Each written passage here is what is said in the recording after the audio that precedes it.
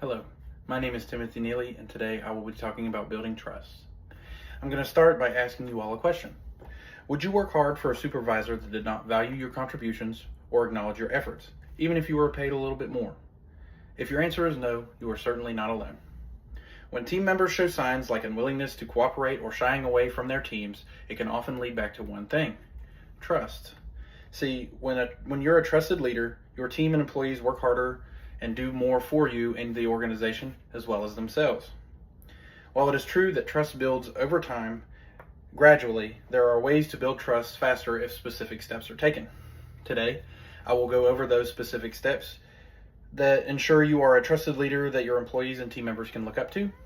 I will also go over blind spots to see how you can recognize them so you no longer slow down your trust building. Now, when it comes to these steps, there are 7 steps that can help you become a more trusted leader. They are derived from an article by Tim Scher, and I highly recommend this article because it is very in-depth about these 7 steps, and it is educational for leaders at all levels. So, according to Tim Scher, a leadership speaker, in his article titled "Mesmerizing Leaders Are Able to Build Trust," published in USA Today, volume 150, number 2914, in 2021, page 60. These 7 steps will make you a trusted leader in a short amount of time. Number 1 is continually improving your skills in emotional intelligence. Prioritize your self-awareness as well as building your communication and emotional skills. Just because you got the position doesn't mean you should stop working on yourself, or it's not just something your team members should do, so make sure you always work on yourself and never stop. Number 2 is be a role model. Employees model themselves after those in charge of them. Be a model employee and act as you want them to act.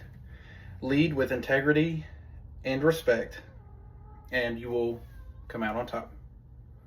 Number 3, get in the trenches with your team. Trusted leaders understand their employees because they have either done the job themselves or have deepened their understanding of the position through conversation or by watching. Working side by side with your team also builds emotional connections, which can lead to camaraderie and trust. Okay? Number 4, catch people doing things right. Collectively, as a society, we like to point things out that people do wrong, but you can truly stand out if you do the opposite. What you water most is what grows, so I would recommend watering flowers over weeds. When people are recognized for their hard work, it can motivate them to continue doing that hard work. Number 5, empower people. Trust employees and their capabilities instead of just micromanaging them.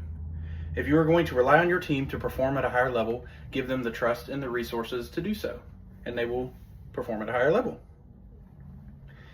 Number 6, provide constructive feedback. Give helpful, encouraging, and specific feedback on how your employees perform and opportunities to improve.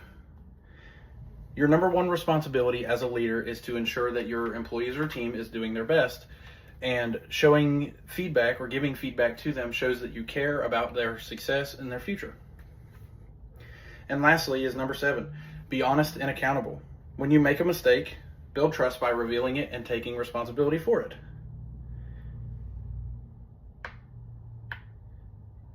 Everybody makes mistakes.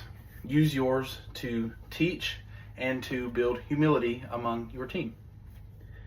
All right. Follow these steps and your team will trust you more, allowing themselves to help you as well as themselves. Now that we've talked about the steps of building trust, we should also talk about blind spots. Blind spots are self-limiting beliefs and behaviors that others see before you do, and they can really hinder trust building, even if you're doing these steps right.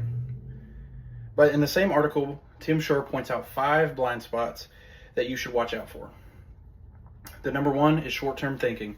Oftentimes, leaders get caught up in day-to-day operations. They often forget or they lose sight of the big picture. Always keep the full picture in mind and always look for further growth opportunities. Never limit yourself to just day-to-day operations.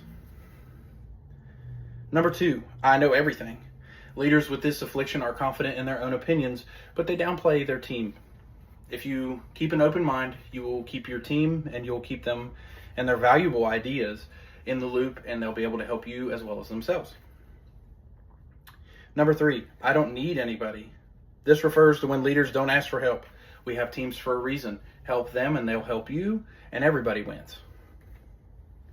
Number 4 is avoiding conflict. It can be uncomfortable presenting bad news and confronting difficult conversations or situations, but it must be done properly. If you diffuse a situation or diffuse a problem sooner than later, it will not blow up on you or anybody else. It will not get bigger over time. And lastly, number 5, lack of empathy. This describes leaders who do not care for their teams or staff, often looking down upon them. Empathy leads to connection, which fosters trust, and without trust, you cannot truly lead somebody. It all starts with appreciation and thoughts and feelings of another human being. This is empathy. Overall, knowledge of these blind spots can further instill trust in you from others. All right. With these steps, you can continue to build trust with your team as well as yourself. With recognition of blind spots, you can now identify self-hindrances and allow yourself to grow from the inside out. Trust is monumental for success, and with leaders and fostering environments, more trustworthy leaders will arise and continue the cycle of trust, ensuring it is not just built over time. Thank you.